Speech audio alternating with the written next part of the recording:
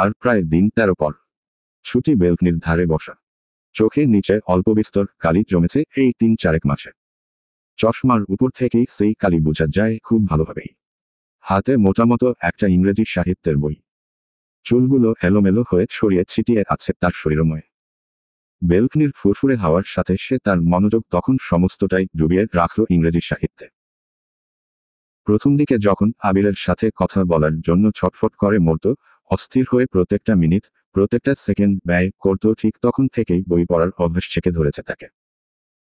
আবিরের পরিবর্তে কত কি বা সে অভ্যাস হিসেবে গ্রহণ করল, অথচ সে একটাই লোক তার সর্বসত্তা দখল করে রেখেছে এখনো ওই লোকটার কথাই ভেবে যায় সে নিদ্রাহীন রাত্রিগুলোতে। এই যে এত সে ভালোবাসল, বিনিময়ে কি তাকে একটু মূল্য দেওয়া যেত না? কেন দিল না আবির ভাই তাকে এইটুকু মূল্য? কি অপরাধ তার? ছুটি যখন বই পড়ার মধ্য দিয়েই আবিরকে নিয়ে এসব চিন্তায় মগ্ন হয়ে গেল, ঠিক তখনই ফিহা কোথা থেকে ছুটে এসে যেন আড়ালে 2-1টা ছবি ক্যাপচার করল। মনোযোগ দিয়ে ছবিগুলো দেখেই মৃদু হেসে তা পাঠালো আবিরের কাছে। ছুটি বোধ হয়ে তখনও খেয়ালই করে উঠেনি ফিহাকে। ওপাশে আবির তখন দৃষ্টি নিবদ্ধ করে ছবিগুলোতে। বুক বড্ড শূন্য থেকে যেন। আগের থেকে শুকিয়ে গিয়েছে তার বোকা পাখিটা। চেহারা ভেঙে গিয়েছে নিদারুণভাবে। হাসুজ্জ্বল মুখটায় আগে যেখানে হাসি থাকত, কেবল সে মুখে আজ ক্লান্তি, অবসাদ। আবির দীর্ঘশ্বাস ফেলে। মনে মনে ছুটির এই হালের জন্য নিজেকেই দায়ী করে সে। অতঃপর ধীর হাতে ফিহাকে টাইপ করে। খেয়াল করেছে যে ছবি তুলেছিস? ফিহা উৎফুল্ল চিত্তে টাইপ করল, একদমই না। অতঃপর ছুটির পাশে গিয়ে হেসে বলে ওঠে, বাহ বাহ, তোমায় তো আজ বেশ সুন্দর দেখাচ্ছে ছুটি আপু। বেশ কাব্যিক লাগছে। ছুটি আচমকায় চমকে তাকায় পাশ ফিরে। ভাবনা ছেড়ে বেরিয়ে ফিহার হাসি মুখটা দেখে ম্লান হেসে বলে, দিন 2 পর তোমার এই হাসি মুখটাকে অনেক মিস করব ফিহা। বিশেষ করে এই কয়েক মাস তোমায় যা জ্বালালাম আমি। কেন কেন আমি তো আছি ছুটি আপু। তুমি এই দিন কয়েকেও আমায় একটুখানিও জ্বালাওনি ভাইয়ার খবর জিজ্ঞেস করে। কেন? ছুটি মুহূর্তেই একটা মিথ্যে বলল যে একটু গ্রামের বাড়ি যাব। এখন তো এতকাল পর তার সাথে কয়েকবার হলেও কথা হয়ে নিশ্চিন্ত হলাম যে সে ঠিক আছে, সুস্থ আছে। এই কারণে আর জিজ্ঞেস করি না। ফিহা যেন বড্ড নিরাশ হলো উত্তর শুনে। বলল, তবুও জিজ্ঞেস করবে? ছুটি হেসেই বলে এবারে, এতকাল তো জিজ্ঞেস করলেও কিছু বলতেন না ফিহা। যা হোক, সে তো ভালো আছে এখন বুঝতে পেরেছি। এতকাল ভেবেছি তোমরা কিছু লুকিয়ে যাচ্ছ কিনা, সে সত্যিই ভালো নেই কিনা। কিন্তু এখন বুঝলাম যে সে আসলেই ভালো আছে। আমায় ছাড়াও তোমার ভাই অনেক ভালো থাকে ফিহা। কথাগুলো বলতে বলতেই কল এল ছুটির ফোনে। ছুটি আর চোখে স্ক্রিনে তাকিয়ে হাসল। এই দিন কয়েকে আবির কয়েকবারই তাকে কল দিয়েছে, খোঁজ নিয়েছে। আশ্চর্য, এতগুলো মাস যে একটিবার খোঁজ নিল সে হুট করে তার প্রতি এতটা সচেতন হওয়ার কারণ কি? ছুটি বুঝে উঠে না। ফিহাকে বলল, ফিহা, তোমার ভাই হুট করেই আমার এত খোঁজখবর নিচ্ছে আজকাল। বিষয়টা কেমন সন্দেহজনক নয়? ফিহা মুহূর্তেই ভাইয়ের পক্ষে নিয়ে বলে, সন্দেহজনক কেন? সে আমায় অবহেলা করতেই অভ্যস্ত বরাবর। এখন হুট করে আমার জন্য সময় ব্যয় করাটা বেমানান বোধ হচ্ছে আমার।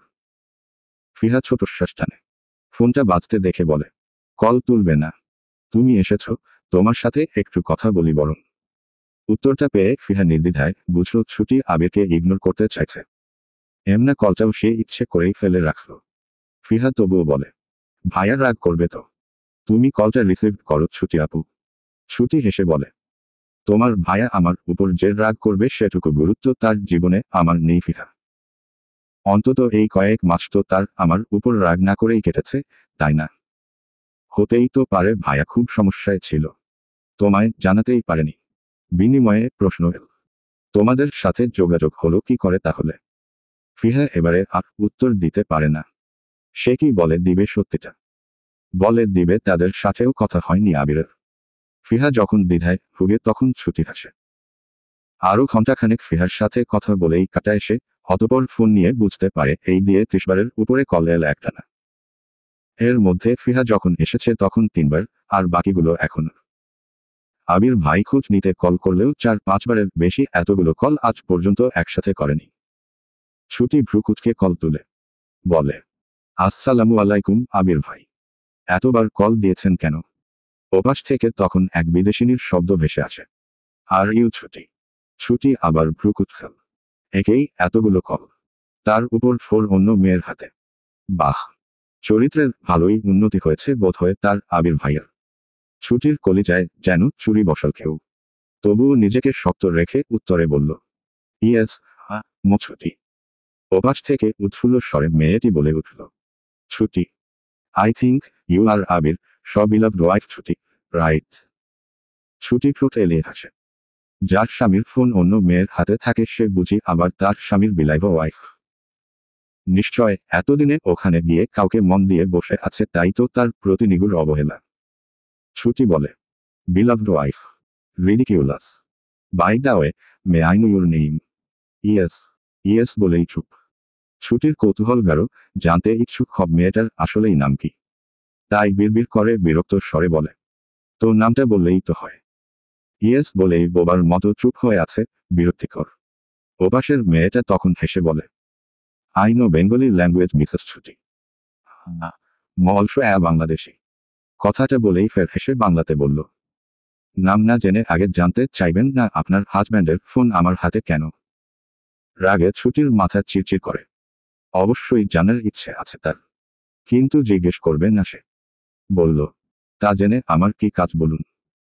তার ফোন আপনি অথবা পৃথিবীর সব মেয়ের হাতে হাতেই থাকুক, আমার সমস্যা নেই। যদি মেয়েও কম হয় আমায় বলতো বলবেন ওকে। ওপাশের মেয়েটা তখন বলল, রেগে যাচ্ছেন? ছুটি তাচ্ছিল্য করে বলল, এই ছোট কারণে? তার মানে রাগেননি? অবশ্যই না। আপনি কি এই ফোনের মালিককে একটু ডাকতে পারবেন? আমার কিছু কথা ছিল। উত্তর এল। আবির বোধহয় ওয়াশরুমে শাওয়ার নিচ্ছে। ছুটি কপাল কুঁচকে গেল। আবির ওয়াশরুমে, অথচ এই মেয়ে কি তার রুমে? বাহ! ছুটি শুধায়, তো আপনি এখন তার রুমে বসে আছেন নিশ্চয় মিস এলিজা? উত্তর, হ্যাঁ। ছুটির রাগ এবারে মাথায় চাপে যেন। তবুও শান্ত গলায় বলে, গুড, ভেরি গুড। তা আপনাকে ওয়াশরুমে নিয়ে গেল না কেন? একসাথে শাওয়ারটা নিয়ে নিতে পারত তো। তাই না? হোয়াট? ছুটি মিনমিনের স্বরে জানালো, কিছু না, বাদ দিন। আপনার নাম কি? জানা হলো না তো। মেয়েটি বেশ খুশি হয়ে উত্তর করল, আমি এলজিয়া, ডক্টর এলিজা। আবিরের সাথে আমার বন্ধুত্ব আরও বছর 6 আগে থেকেই মিসেস ছুটি। আশা করি আপনি আমাকে চিনেন, তাই না? কি করে চিনব? দেখা হয়েছে আগে কখনো আপনার সাথে? না। তবে আপনার সম্পর্কে আমি খুব শুনেছি আবির, সাদাফ এবং স্বচ্ছ থেকে, এবং মনে মনে হেতকাল আপনাকে অপছন্দ করে এসেছি বিনা কারণে। যাই হোক, আশা করি সাদাফ, স্বচ্ছ অথবা আবিরের থেকে আপনিও আমার সম্পর্কে কিছুটা হলেও শুনেছেন। ছুটি শক্তস্বরে বলে, আপনি তাদের কি হন মিস এলিজা? আমাকেই বা অপছন্দ করেন কেন? ফ্রেন্ডলি, আবার বোধহয় শুভাকাঙ্ক্ষীও। একটা সময় আবিরকে খুব পছন্দ হয়েছিল, এমনকি এখনও বোধহয় পছন্দ করি মিসেস ছুটি। মূলত এই কারণেই আপনাকে অপছন্দ করা। ছুটি দীর্ঘশ্বাস ফেলে শান্তস্বরে বলে, ওহ, আজ থেকে আমায় আর অপছন্দ করবেন না। সে যে আমাকে খুব ভালোবাসে এমনটা নয় মিস এলিজা। কিংবা এমনও নয় যে আমি তার বিলাভড পারসন। আমাদের মাঝে একটা বিয়ে হয়েছে, বৈবাহিক কিছু সম্পর্ক ছিল, এটুকুই। আপনি দেখবেন খুব সহজেই তার মনে জায়গা করে নিতে পারবেন, যেভাবে তার মোবাইল ফোন এখন আপনার হাতের মুঠোতে, তার রুমে এখন আপনি আছেন, সেভাবেই তার ওয়াইফও হয়ে যেতে পারবেন। No tension. কথাটুকু বলেই ছুটি কল রাখল। অতঃপর চোখ টলমল করে তার। নাক লাল হয়ে ওঠে। মাথার তীব্র ব্যথা। ছুটি ফোন ছুঁড়ে রেখে বিছানায় শরীর এলিয়ে দেয়। অসহ্য লাগছে। শীতল বাতাসের অক্সিজেনটুকুও বিষাক্ত লাগছে তার। অতঃপর ঘুমানোর চেষ্টা করে সে। ছুটির ব্যাগ, লাগেজ সবই মোটামুটি গোছানো শেষ। আর কালকের দিন পর পরশু সকালেই তার ফ্লাইট। অথচ এই বিষয়টা ছুটির পরিবার ব্যতীত অন্য কেউ জানে না, এমনকি ফিহাও না। ছুটি যখন মধ্যরাত্রিতে ব্যাগগুলো আরেকবার চেক দিচ্ছিল, ঠিক তখনই আবির কল দিল। ছুটব সাথে সাথেই কল তুলল না। দু-একবার কল আসার রো তুলল। আবির সঙ্গে সঙ্গেই বলে, লিজার সাথে কি কথা বলেছিস তুই? বাহ! এলিজাকে শট করে লিজা ডাকে। কত প্রেম! ছুটি কাটকাট স্বরে বলল, কি বলবো আবির ভাই? কিছু বলিসনি, এটা বলবি না দয়া করে। লিজা তোর সম্বন্ধে অনেক কথাই শোনালো। তার মানে ধরে নেওয়া যায় খুব ভালোই গল্প জমেছে তোদের।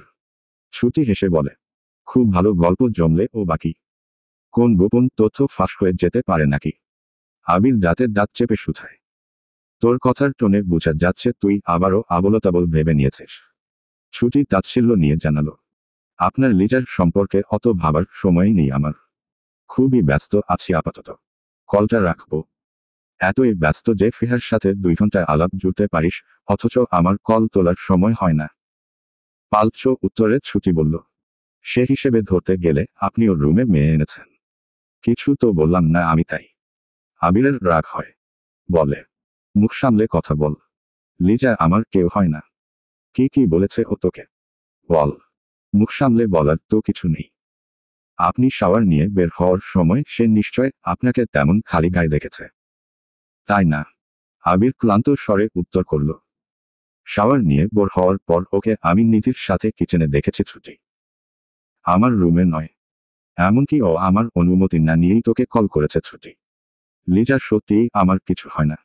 বিশ্বাস কর আমায় প্লিজ। আবারও কিছু হাবিজাবি ভেবে নিয়ে আমার থেকে দূরে সরে যাস না প্লিজ। ছুটি হাসে। এবারও নির্দ্বিধায় একটা মিথ্যে বলল। গেলাম না। গেলে তো এতদিনে যেতামই বলুন। সুহা একটুখানি ছাদে গিয়েছিল। ঘরে থেকে থেকে বিরক্ত লাগছে বলেই যাওয়া তার। অথচ কে জানতো এইটুকু সময়ের জন্য ছাদে যাওয়ায় তার জন্য এতটা ভয়ঙ্কর হয়ে উঠবে। যখনই দুপুর গড়িয়ে বিকেল হবে ঠিক তার আগ মুহূর্তেই সিয়াকি একটা কাজে যেন নিচে এল। সুহাকে বলে গেল বসে থাকতে। সে আসার পর একসাথে যাবে। অথচ সুহা যখন দেখতে পেল স্বচ্ছর গাড়ি এসে রাস্তার অপর পাশে এসে দাঁড়িয়েছে ঠিক তখনই নিচে নামার প্রস্তুতি নিল উৎফুল্ল চিত্তে। ভাবল এটুকু আর এমনকি সে নিজে নিজে অবশ্যই সিঁড়ি পেরিয়ে নিচে যেতে পারবে। কিন্তু ভাগ্য তার সহায় হলো না। ছাদের দরজা পেরিয়ে প্রথম সিঁড়িটায় পা রাখতেই কে যেন তাকে পেছনে থেকে ঠেলে দিল সজোরে। সুহা তাল সামলাতে পারল না। গুনে গুনে 12টা সিঁড়ি গড়িয়ে পড়েই দেওয়ালের সাথে গিয়ে ঠেকল সুহার শরীরটা। সুহা ছটফট করে ব্যথায়। হাত দুটো চলে যায় পেটে। অসহ্য যন্ত্রণায় অস্ফুট স্বরে চিৎকার করতেই সেখানে সিঁড়ি বেয়ে ছাদে যেতে থাকা সিয়া এসে উপস্থিত হল। ভাবির এমন কাণ্ডে সে কি করবে নিজেই বুঝে পেল না যেন। মস্তিষ্ক শূন্য লাগে। সিয়া চিৎকার করে। সুহাকে বুকের সাথে জড়িয়ে বুঝাতে লাগে যন্ত্রণা হবে না যন্ত্রণা তার। অথচ যন্ত্রণা কি কমার প্রশ্ন আসে? সুহাটের পায়ে তার কলিজা যেন ছিন্নবিচ্ছিন্ন হয়ে যাচ্ছে। যন্ত্রণার চোখ গলিয়ে পানি আসে মেয়েটার। দাঁত খিচে যায়। ব্যথায় যন্ত্রণায় হাত পা গুলো সিঁড়ির ওইটুকু মেঝেতেই দস্তাদস্তি করে বারংবার। সিয়ার চিৎকার শুনেই স্বচ্ছ যখন ছুটে উপরে এল ঠিক তখনই তার কলিজার শূন্য এল সুহাকে এভাবে ব্যথায় কাতরাতে দেখে। স্বচ্ছ ছুটে যায় মেয়েটার কাছে। বুকে আগলে নিয়ে রোধ হয়ে আসা গলাতেই কোনোরকমে বলল, সুহাসিনী, কিচ্ছু হবে না। তোমার কিংবা তার কিচ্ছু হবে না। সুহার মন মস্তিষ্ক তখন এসবে মনোযোগ নেই বোধ হয়। ব্যথায় কাতরায় সে। অসহ্য রকমের যন্ত্রণায় মূর্ছা যায় যেন। স্বচ্ছর পাগল পাগল লাগে এমতাবস্থায়। অস্থিরতার চরম সীমায় পৌঁছিয়েই আকস্মাৎ সুহাকে কোলে তুলে নেয় সে। এই প্রথম সুহাকে কোলে তুলে সে অনুভব করে তার সামনে এগোতে কষ্ট হচ্ছে। নিঃশ্বাস রোধ হয়ে আসছে। অজানা আশঙ্কায় পুরুষ মানুষ হয়েও তার কান্না পাচ্ছে এই মুহূর্তে। চোখ লাল হয়ে উঠছে ক্রমশ তার। স্বচ্ছ সুহাকে কোলে তুলে নিয়েই কোনোরকমে সিয়াকে বলল, আমার পিছু পিছু একটু দ্রুত আয় সিয়া। গাড়িতে নিতে হবে। কথাটুকু বলেই দ্রুত পা চালালো সে। অতঃপর দ্রুত পা বাড়িয়ে সিঁড়িগুলো মারিয়ে নিচে এল। আসার পথে যোগ দিল তার আম্মু। সাথে একগাধা কান্নাকাটি। বংশের প্রথম নাতনি আসছিল বলে কথা, অথচ মাঝপথেই এমনটা হবে কে জানত। স্বচ্ছ অবশ্য এসব কান্নকাটিতে সময় নষ্ট করল না। যত দ্রুত সম্ভব সে গাড়িতে সুহাকে নিয়ে রাখল। কেন জানি না সুহার দিকে তাকানোর সাহস তার হলো না। বুক কাঁপছে। হাত পা কাঁপছে। হৃদকম্পন অতিদ্রুত চলছে পুরুষটার। স্বচ্ছ এই পর্যায়ে কান্না আটকানোর ব্যর্থ চেষ্টা চালিয়ে দাঁতে দাঁত চাপল। নিজে ড্রাইভ না করে ড্রাইভারকে ড্রাইভ করতে বলে স্বচ্ছ সুহাকে আগলে নেয়। সুহার মাথায় মুখ ঠেকিয়ে এবার হুট করেই সে কেঁদে ফেলে। ভেজা চোখের রুদ্ধ হওয়া স্বরেই কোনোরকমে বলে উঠল, কেন এমনটা হলো সুহাসিনী? আমি তো বিধাতাকে এত করে বললাম তোমাদের সুস্থ রাখতে, তোমাকে, আম্মুজানকে সুন্দরভাবে আমার কাছে রাখার জন্য এত আকুল আবেদন ছিল আমার তার প্রতি। তবু শুনল না সে। কেন এমনটা করল সুহাসিনী? কেন আমার বাচ্চাটাকে বিনা কারণে কষ্ট পেতে হচ্ছে? কেন তোমাকে এই যন্ত্রণায় দেখতে হচ্ছে সুহাসিনী? আমি তো তার প্রার্থনা কিছু কম করিনি এই কয়েক মাসের সুহাসিনী। সুহা বোধহয় এবার সত্যিই নিজের কপালে উষ্ণ পানির স্পর্শ টের পায়। ব্যথায়, যন্ত্রণায় নিজের বীভৎস মুহূর্তের মধ্যেও সে অবাক হয়ে তাকালো স্বচ্ছর দিকে। স্বচ্ছ এবারও সুহার কপালে মুখ ঠেকিয়ে পাগলের মতো চুমু দিতে দিতে কেঁদে বলে ওঠে, সুহাসিনী, আমার ভালোবাসাকে মিথ্যে করে দিও না সুহাসিনী। আমি আমি তোমায় ছাড়া থাকতে পারবো না সুহাসিনী। প্লিজ, প্লিজ সুহাসিনী, আমার তোমাকে ছাড়া কিচ্ছু লাগবে না, কিচ্ছুই না। তুমি হলেই চলবে সুহাসিনী। প্লিজ থেকে যাও, থেকে যাও সুহাসিনী। রোহান আজ দুপুর বেলাতেই বাসায় ফিরল মূলত একটা কাজেই। রাহাতা দেখেই আচোখে তাকায়। ক্লান্তমুখ চাহনি নিয়ে বসে থাকা ছেলেটার দিকে দূর থেকে মিনিট কয়েক তাকিয়ে থাকে রাহা দীর্ঘশ্বাস টানে। অতঃপর নিজ মনেই বলে, শুধু যে দাদাজান বলেছে বলেই আমি আপনাকে বিয়ে করেছি এই কথাটা আসলে ভুল রোহান ফারাবি। কোথাও না কোথাও আমি সত্যিই আপনাতে আটকে গিয়েছিলাম, কোথাও না কোথাও আপনাকে সত্যিই আমার মনে ধরেছিল। তাই তো আপনার মন পাবো না জেনেও বিয়ে করেছি। আপনি আমারই বোনকে ভালোবাসেন জেনেন বেহার মতো আমি আপনারই বউ হয়েছি। আচ্ছা, কখনো আমার প্রতি আপনার ভালোবাসা টাসা জন্মানোর চান্স আছে মীর রোহান ফারাবি? বোধহয় নেই। কথাটুকু বলেই রাহার রুমের সোফায় শরীর এলিয়ে দিল। তারা সোফা এবং খাট ভাগাভাগি করেই ঘুমায় দুজনে। রোহান খাটে হলে অপরজন সোফায়। রাহা সোফায় ঘুমানোর চেষ্টা করল, চোখ বুঝল। কখনো আর চোখে তাকিয়ে খেয়াল করল রোহানের কার্যকলাপ। রোহান যখন কাজে ব্যস্ত ঠিক তখনই ফোনে মেসেজের আওয়াজ পাওয়া গেল। রোহান ভ্রু কুঁচকে তাকাতেই দেখতে পেল ওটা রাহার ফোন। স্ক্রিনে ভেসে আছে, ভালো আছো নিশ্চয়। বহুদিন তোমার মুখখানা দেখা হয় প্রিয়তমা। দেখা হয় না তোমার মায়াময় আঁখি, তোমার ঠোঁটের নিচে সেই তেল। আফসোস, আজকাল আমি বেলকনির গ্রিলে সেই মেয়েটির প্রতিচ্ছবি পাই না এক গাধা স্নিগ্ধ অনুভূতিকে। এই যেমন আজও ফিরে যাচ্ছি তোমার বলকনির মুখ থেকে, তোমাকে না দেখেই। ভালো থেকো। রোহান ভ্রু কুঁচকায়। হুট করেই এক পুরুষালী অধিকার মেজাজ খিটখিটক করে তুলল। তার বউকেই অন্য কেউ এমন প্রেম নিয়ে লিখব কেন? ভালোবাসুক অথবা না বাসুক, তারই তো বউ। সে বউকেও কেউই নজরে দেখবে কেন? রোহানের দাঁত চিরচির করে। দ্রুতই দরকারি কাজ ফেলে বেকুনিতে গেল। দুপুরের রাস্তায় বহুজনের দেখা মিললেও ওপাশে এক যুবককে দেখা গেল সিগারেট ফুঁকতে ফুঁকতে বেখেয়ালিভাবে হেঁটে যেতে। রোহান ভ্রু কুঁচকায়। কিছুক্ষণ সে যুবককে সন্দেহ করে রুমে ফিরে আসে। অতঃপর সোফায় ঝুঁকে রোহান বেশ অনেকটা সময় যাবৎ রাহার মুখটা দেখল। বোধহয় এই প্রথমই সে রাহাকে খেয়াল করছে। এর পেছনে অবশ্য কারণ আছে। কারণ একটু আগেই রাহার ফোনে একটা মেসেজ এসেছে। মেসেজটি যে পাঠিয়েছে সে আগন্তুক যেভাবে রাহার মুখের মায়া সম্পর্কে লিখেছে তা পরেই রাহার মুখটা দেখতে সে বাধ্য হয়েছে। কিন্তু বেচারা শান্তিমতো খেয়াল করে উঠতে পারল না। তার আগেই রাহা চোখ মেলে চাইল। রোহানকে এভাবে তাকাতে দেখে দ্রুত বলল, কি দেখছেন এভাবে? রোহান হুট করেই সোজা হয়ে দাঁড়াল। দাঁতে দাঁত চেপে বলে উঠল, তোমার ঠোঁটের নিচে তিল কেন থাকবে নবনী? রাহা হতবিহ্বল নজরে তাকায়। তার ঠোঁটের নিচে তিল, এটা কি তার দোষ? আশ্চর্য, বলল, এটা কেমন প্রশ্ন? রোহান ফের টানটান মুখ করে বলল, সত্যি করে বলো তো, তোমায় কে ভালোবাসত নবনী? রাহা উঠে বসে বলল, দেখা হয়নি যেখানে সেখানে চিনব কি করে আমি? কিন্তু আপনার কিউরিসিটি কেন ভাই? রোহান ফের বলল, চেনো তুমি নবনী? বলো, আমি তার সাথে দেখা করতে চাই। রাহজ বিরক্ত হয়েই বলল এবারে, আজব তো, চিনি না বললাম তো। চিনলে তো আমি নিজেই ওই ছেলেকে বিয়ে করে নিতাম জোর করে। রোহান ভ্রু উঁচু করে তাকায়। তার মানে তাকেই বিয়ে করার স্বপ্ন ছিল তোমার? কিন্তু ছেলেটা তো ভালো ছিল, আমায় ভালোবাসত খুব। এবং আমি আশাবাদী যে সে আমায় খুবই ভালো রাখত। এভাবে সোফায় ঘুমোতে দিয়ে কষ্ট দিত না অন্তত। ব্যাস। রোহান একটু ঝুঁকেই রাহাকে কোলে তুলল যেন। অতঃপর দ্রুত বিছানার সামনে গিয়ে ছুঁড়ে ফেলল অবহেলায়। দাঁতে দাঁত চিবিয়ে বলল, আজ থেকে খাটে ঘুমাবে, যা চাইবে তাই পাবে। কিন্তু কখনো যেন না শুনি রোহান ফারাবির বউ অন্য কোন পুরুষকে চাইছে। এতটা নিচু লেভেলের মেয়ে আমার বউ হওয়ার যোগ্যতা রাখেন না নবনী। কথাগুলো কাটকাট স্বরে বলেই পা বাড়াল রোহান। রাহা টলমল চোখে চেয়ে থাকলো এবারে, সে যথেষ্ট শক্ত মেয়ে। তবুও কান্না পাচ্ছে আজ তার। কেন ওভাবে ছুঁড়ে ফেলল?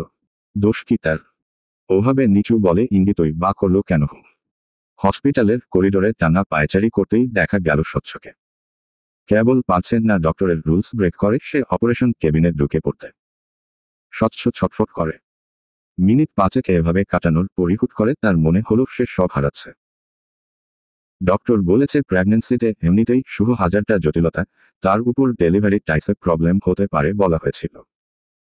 এর জন্যই এতকাল সে এত ভয়ে ভয়ে থাকতো, এত সচেতন হয়ে চলতো, আর এখন তো আরো বিপদ। সুহার কতটা যন্ত্রণা হচ্ছে। তার বাচ্চাটা বাঁচবে তো ওইটুকুনি মেয়েটা তার। সুহা ফিরবে তো তার কাছে আবার। স্বচ্ছ আর ভাবতে পারে না যেন। কান্না আসে তার, তবে কাঁদে না। চোখ লাল টকটকে হয়ে উঠে তার। চেহারায় বড্ড অবসাদ ফুটে উঠে স্পষ্ট। স্বচ্ছ নিজেকে সামলাতে পারে না। বুক চিনচিনে ব্যথা হয়। ধরে আসে কেমন ব্যথাটা। এক হাতে সে বুকের বা পাশটা চেপেও ধরে। কিন্তু অতিরিক্ত চিন্তা, অতিরিক্ত ভয় এসবকে সামলে উঠতে না পেরে পুরুষটা মিনি হার্ট অ্যাটাকের ব্যথা নিয়ে ঘামতে থাকে। অতঃপর হেলে পড়ে হসপিটালের করিডোরেই। দূর হতে সিয়া এবং তার মাতা দেখেই দ্রুত ছুটে আসে মুহূর্তে। ছুটির ব্যাগ গোছানো কমপ্লিট। ছোটনকে সব বলে রাখা আছে যাতে সে কাউকে না বলে। ফিহাকে বলেছে গ্রামের বাড়ি যাবে তারা। এটুকু বলে বেঁচে গেলেও আবির বোধহয় তা বিশ্বাস করল না। তা জানার পরপরই দ্রুত ছুটিকে কল দিল। ছুটি এবারেও সঙ্গে সঙ্গে কল তুলে না। 2-3বার কল আসার পর যখন কল তুলে ঠিক তখনই আবির বলে ওঠে, অবহেলা শিখাচ্ছিস আমাকে। অবহেলা করলে কেমন লাগে তা বুঝাতে চাইছিস কল না তুলে বারংবার। এত সাহস হয় কি করে তোর? ছুটি মৃদু হাসে। বাহ, সে পুরুষ সাহস দেখালে কিচ্ছু হয় না। অথচ ছুটির বেলাতে দোষ। ছুটি ভালোবাসে বলে সাহস দেখাতে পারবে না। ছুটি তাচ্ছিল্য নিয়ে বলে, আপনার থেকেই একটু আধটু শিখলাম আর কি আবির ভাই। সাহস করতে তো দোষ নেই বলুন। পুরোপুরি নিজেকে ফিট করে যখন দেশে ফিরব তখন তোর সাহস খুঁচাব আমি। ছুটি তখন পালানোর চেষ্টা চালাস না আবার। পালানোর চেষ্টা তখন কি চালাবে? সে তো এখনই পালাচ্ছে। কালি। ছুটি দীর্ঘশ্বাস ফেলে বলল, অপেক্ষায় থাকলাম। সত্যি করে বল, তোর মাথায় কোন কুবুদ্ধি চলছে? ছুটি আবার গ্রামের বাড়িতে গিয়ে অন্য কাউকে বিয়ে করার চেষ্টা চালালে কিন্তু আমার চাইতে খারাপ কেউই হবে না। ছুটি তাচ্ছিল্য করে হাসে। এই যে এতকাল যে অবহেলা, অনাদর, যোগাযোগ ছিন্ন রেখে তাকে ছটফট করাতে করাতে মেরে ফেলে নিজের যে খারাপ সত্তার পরিচয় দিয়েছে এর চাইতেও খারাপ আর কি হবে? ছুটি বলে, যতটা খারাপ ইতোমধ্যেই হয়েছেন এর চাইতে বেশি খারাপ আর কি হবেন আবির ভাই? আর কিভাবে আমায় মারার প্ল্যান করবেন? আবির ওপাশ থেকে সুথাল, যেভাবে প্ল্যান করলে তুই শুধুই আমার থাকবি বোকা পাখি। সুহার তখনও জ্ঞান ফেরেনি। ডক্টর বলেছে মায়ের অবস্থা খুব একটা ভালো নয়, তবে তারা চেষ্টা চালাচ্ছেন। অন্যদিকে সদ্য জন্মানো তাদের মেয়ে শিশুটিও একদম সুস্থ সবল বাচ্চা হিসেবে জন্ম নেয়নি। তার উপর পর্যাপ্ত সময়ের আগেই 7 মাস সময় মায়ের পেট থেকে সে এই দুনিয়ার আলো দেখেছে। স্বচ্ছকে যদিও এখন এসব নিয়ে ছোটাছুটি করতে বারণ করলেন ডক্টর। আশ্বাস দিলেন সব ঠিক হয়ে যাবে। কিন্তু স্বচ্ছ শুনল না। খবর পাওয়া মাত্রই সুহাকে দেখার জন্য ছটফট করল। ছেলেটার চোখ লালচে, শার্টটা ঘামে ভিজে চুপচুপে হয়ে আছে। এমনকি কপাল থেকেও ফোঁটা ফোঁটা হয়ে গড়াচ্ছে ঘামের বিন্দুকনা। পাশাপাশি দাঁড়ালে হয়তো যে কেউই নাম সিটকাবে ঘামের গন্ধে। চেহারায় বড্ড অবসাদ। স্বচ্ছ কিছুটা হট্টগোলি পাকিয়ে ফেলল অপারেশন কেবিনের সামনে। স্বচ্ছর মা যদিও একটাবার বাচ্চাকে কোলে নিয়ে দেখল, কিন্তু স্বচ্ছর ধ্যান তখন বাচ্চার মধ্যে ছিলই না যখন সে শুনল বাচ্চার মায়ের অবস্থা ভালো নয়। ডক্টর স্বচ্ছকে শান্ত করার চেষ্টা চালালেন। এই পর্যায়ে গলা ঝেড়ে বলে উঠলেন, দেখো স্বচ্ছ, এমন একটা কেস যে তৈরি হবে তা তোমাকে আগে থেকেই জানানো হয়েছিল। আর দু একটা প্রেগন্যান্সির মতো সুহার প্রেগন্যান্সিটা অতটাও সহজ ছিল না স্বচ্ছ।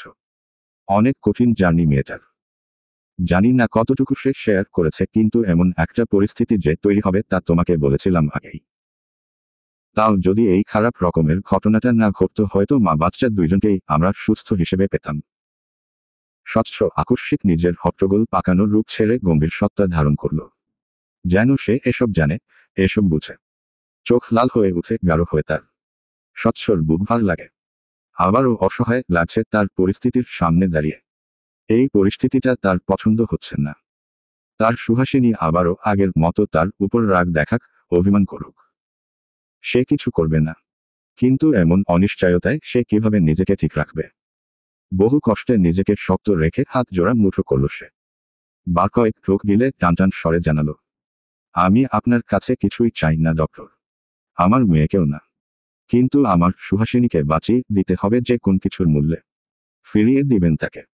আমি আর কোন বিশৃঙ্খলা করব না, শুধু ওকে বাঁচিয়ে দিন। আমি ওকে ছাড়া থাকতে পারি না ডক্টর। ডক্টর দীর্ঘশ্বাস ফেললেন এবারে। মুখ গোল করে শ্বাস ফেলে জানালেন, আমরা চেষ্টা করছি স্বচ্ছ। তাছাড়া সুহা এখনো মারা যায়নি, তুমি এভাবে বাঁচিয়ে দিন বলছো যেন সে আর নেই। স্বচ্ছ লাল রক্তিম চোখ নিয়ে তাকালো ডক্টরের দিকে। কথাটা তার একেবারেই পছন্দ হয়নি যেন। বলল, ওকে থাকতে হবে ডক্টর। যেভাবেই হোক, যে কোন মূল্যে ওকে থাকতে হবে।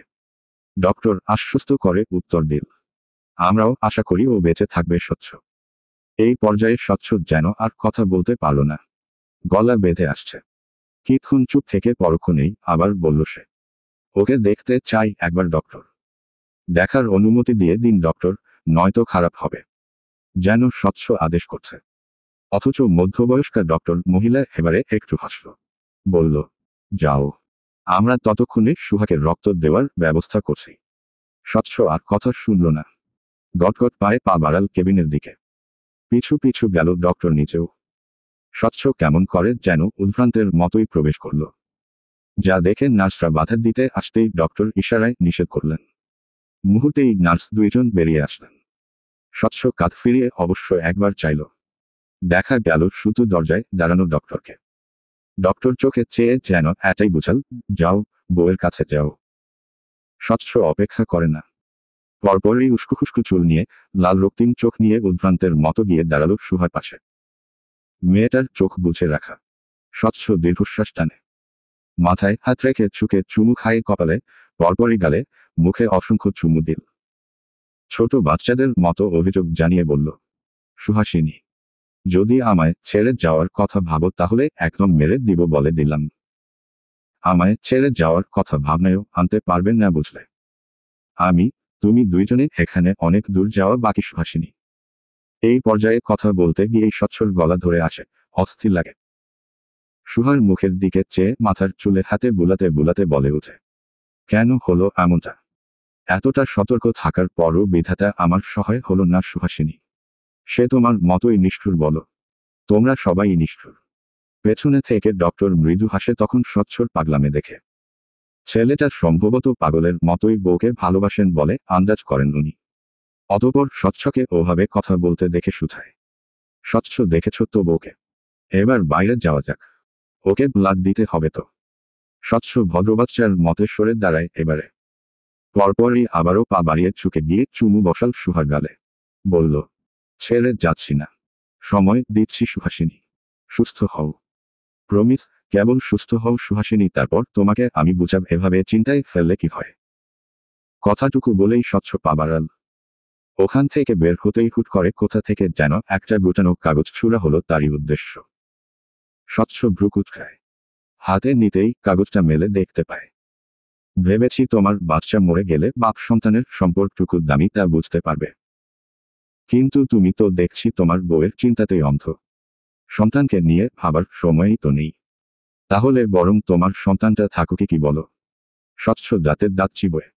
কে হতে পারে তা আন্দাজে আসেন না তার।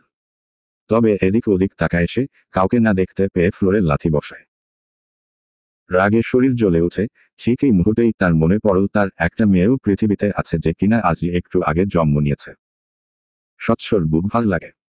অল্প সময়ে সুস্থ হয়ে না জন্মানোতে বাচ্চাকে NICUতে রাখা হবে। নিশ্চয় এতক্ষণে রেখে দিয়েছে। স্বচ্ছর নিজের বাবা হিসেবে ব্যর্থ লাগে। সন্তানকে একটাবার কোলে অবধি নিল না সে, যাকে এতকাল এত আদরে আগলে রেখেছিল। স্বচ্ছ এসব ভাবতে ভাবতেই নিজের মায়ের পাশে গিয়ে দাঁড়ায় দ্রুত পায়। উসখুস করতে করতে শুধায়, আমার আম্মুজানটা কোথায় আম্মু? একবার দেখতে চাই। স্বচ্ছর আম্মু মুহূর্তেই উত্তর ছুড়ে, একটু আগেই তো নার্স এসে নিয়ে গেল। আমি একবার দেখতে পারবো আম্মু? শুধু একবারই। উনি উত্তর করলেন, পাগল। দেখতে পারবি। স্বচ্ছর বুকটা ডিপ ডিপ করে, বাবা হওয়ার কিঞ্চিত আনন্দেই নাকি কি জানি, অতপর মায়ের আর চাচির পিছু পিছু সে পা বাড়াল। সিয়া আর তিহান ওখানেই থাকল। স্বচ্ছ মা কথা বলে বাচ্চাকে দেখানোর ব্যবস্থা করল। স্বচ্ছর যেন হাত পা কাঁপে এবারে। ওইটুকু ছোট বাচ্চাটাকে দেখেই হৃৎস্পন্দ থমকে যায় তার। মনে হয় এটাই তো তাদের সে ছোট্ট অংশটা। এই ছোট বাচ্চাটার সাথেই এতদিন কত খুনসুটি, কত কথা। স্বচ্ছ বড্ড আবদার করে জানালো, একবার কোলে নিব আম্মু। স্বচ্ছ মা এবারেও কথা বললেন। নার্সরা মুহূর্তেই নাকচ করে বললেন, উনার শরীর ময়লা লাগছে, বাচ্চাকে এভাবে কিভাবে দেয়। স্বচ্ছ নিজের দিকে তাকায়। সত্যিই বিচ্ছিরি রকমে অপরিষ্কার দেখাচ্ছে বোধ হয়ে থাকে। তবুও নার্স যখন হ্যাঁ না বলতে বাচ্চাকে এগিয়ে দিচ্ছিল সে লোভ সামলাতে পারল না, হাত বাড়াতে নিল।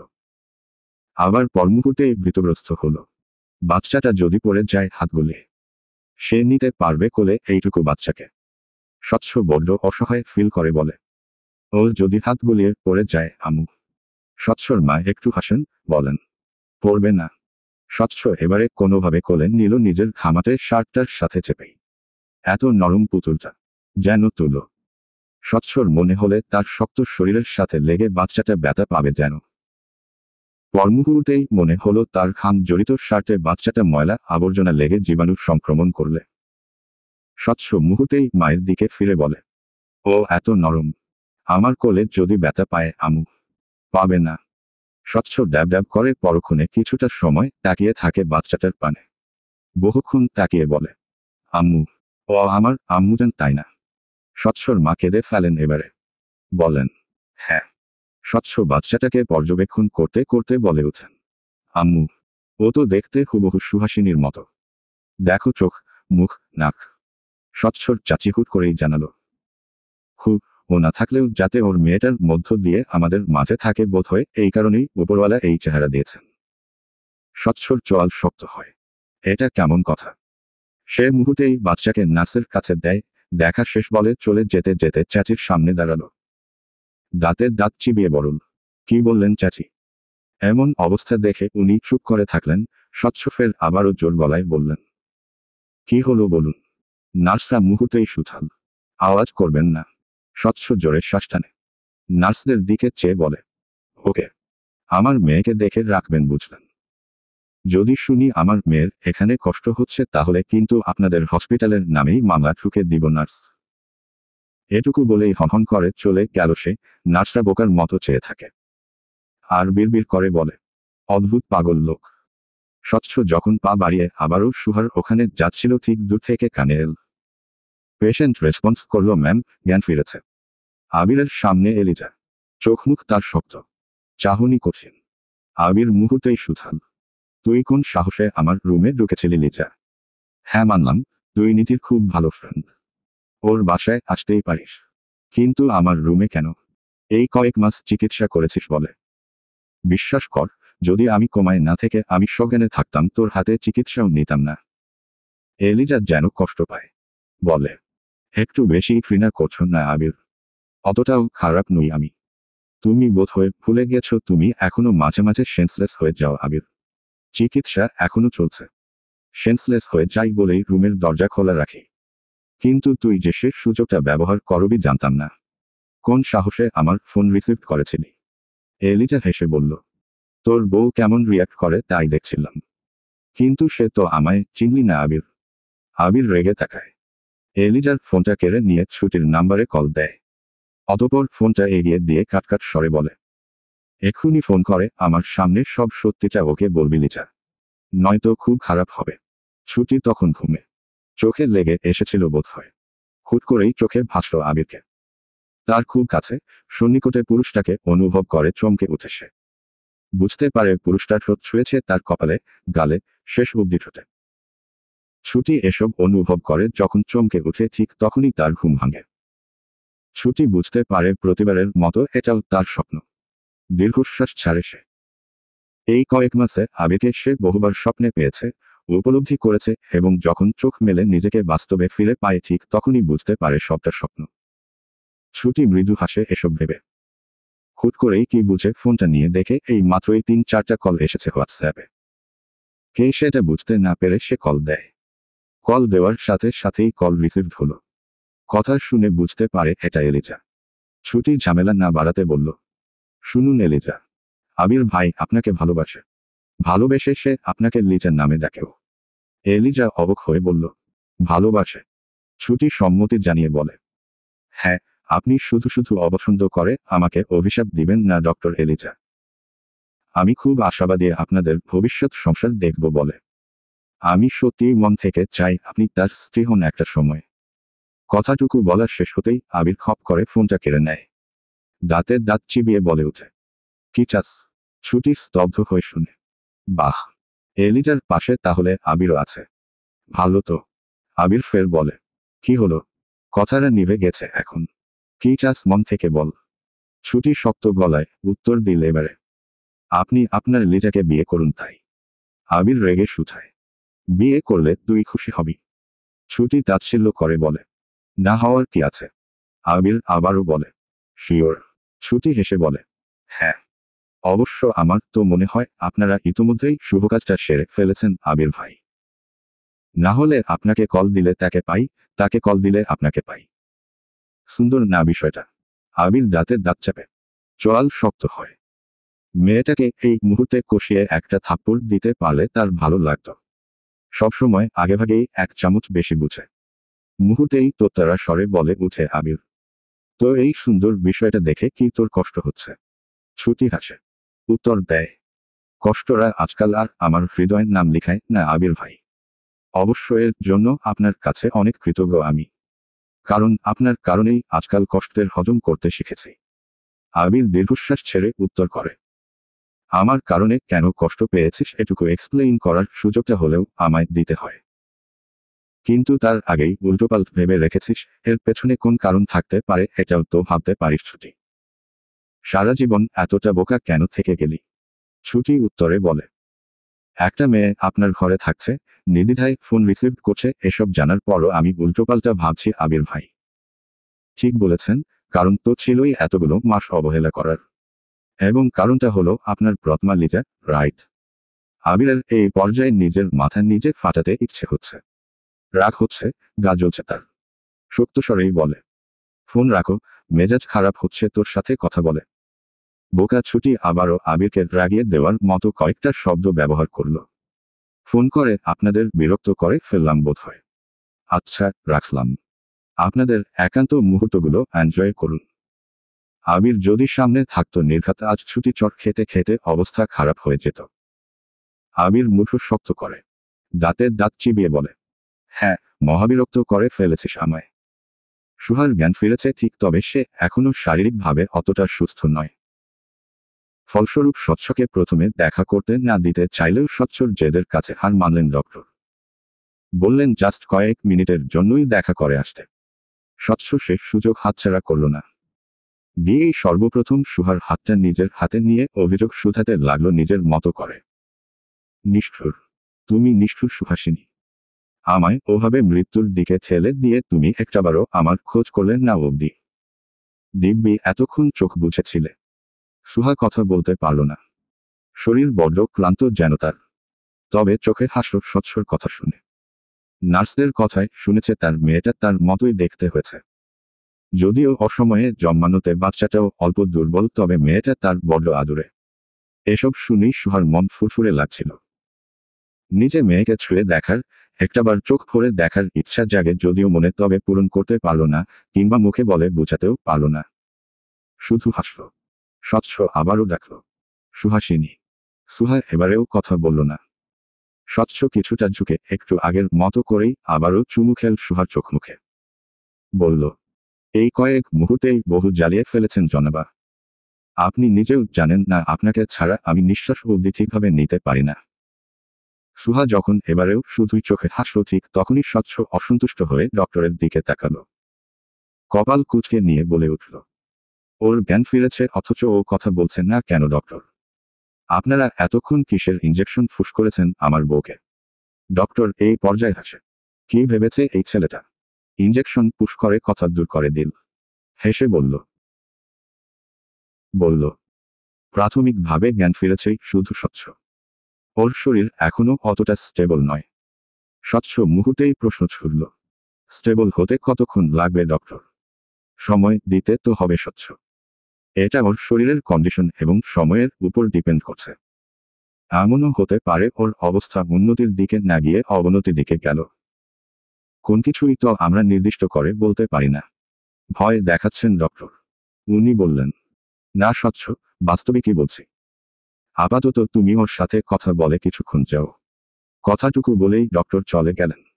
সুহাসিনী, কথা বলবেন না আমার সাথে? আমুজানকে দেখবে। একদম তোমারই কার্বন কপি সে। এই পর্যায়ে সুহা উৎসুক হয়ে তাকালো, যেন বুঝতে চাইল ও কেমন আছে। স্বচ্ছ সে উৎসুক দৃষ্টিতে চেয়ে হাসল। কপালে চুমি এঁকে বলল, ও ভালো আছে। তুমিও ভালো হয়ে যাও সুহাসিনী। তারপর তিনজনে আমরা সুখ করব। রাহাকে হসপিটালে নিয়ে এল রোহানি। খবর পেয়ে সুহার মা আর দাদা এসেছেন আরো আগেই। রাহাও এল মাত্রই। রোহান তখন দরজায় দাঁড়িয়ে স্বচ্ছ আর সুহাকে দেখছিল এক চাহনিতেই। সুহাকে কেমন যেন চিমিয়ে আছে মনে হচ্ছে। রাহা অবশ্য দূর থেকে রোহানের তাকিয়ে থাকাটা খেয়াল করে। অতঃপর সামনে এসে হেসে বলে, আপুর বাচ্চাটা একদম কিউট ফিউট। দেখতে একদম আপুর মতোই সুন্দর বুঝলেন।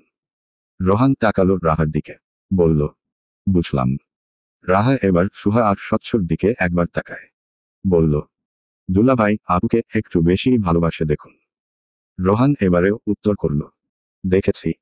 রাহা মুহূর্তেই বলে উঠে, আপনার কি কষ্ট হচ্ছে আপু আর দুলাভাইকে একসাথে দেখে? রোহান এবারে রেগে তাকায়, বলল, কেন কষ্ট হবে? রাহাও বল, আমি জানি আপনি আপুকে একটু বেশি ভালোবাসেন তাই না? ভুল না হলে এখনো ভালোবাসেন। এখানে এসেও কথাটা তোলার কোন মানে আছে রোহান বুঝে না। রাহার দিকে চোয়াল শক্ত করে তাকায় সে। বলে, এটা তোমার জানা কথা নবনী। তাকে একটা সময় পাগলের মতোই ভালোবেসেছিলাম, সুতরাং এখন না ভালোবাসার প্রশ্নই ওঠে না। রাহা এবারে সুহা আর স্বচ্ছকে খেয়াল করতে করতে বলে ওঠে, আমার দুলাভাই খুবই ভালো জানেন আপুকে পাগলের মতো ভালোবাসে সে। সুতরাং আপনি আপুকে পাগলের মতো ভালো না বাসলেও চলবে বুঝলেন। রোহান রাগ নিয়ে বলে, তোমাকে তো ভালোবাসছি না, সুতরাং তোমার সমস্যা না হলেও চলবে। সমস্যা এখানেই, আমাকে না ভালোবেসে প্রতিনিয়ত অধিকার ফলাচ্ছেন আমার উপর। আপুর অবশ্য এদিক দিয়ে ভাগ্য ভালো।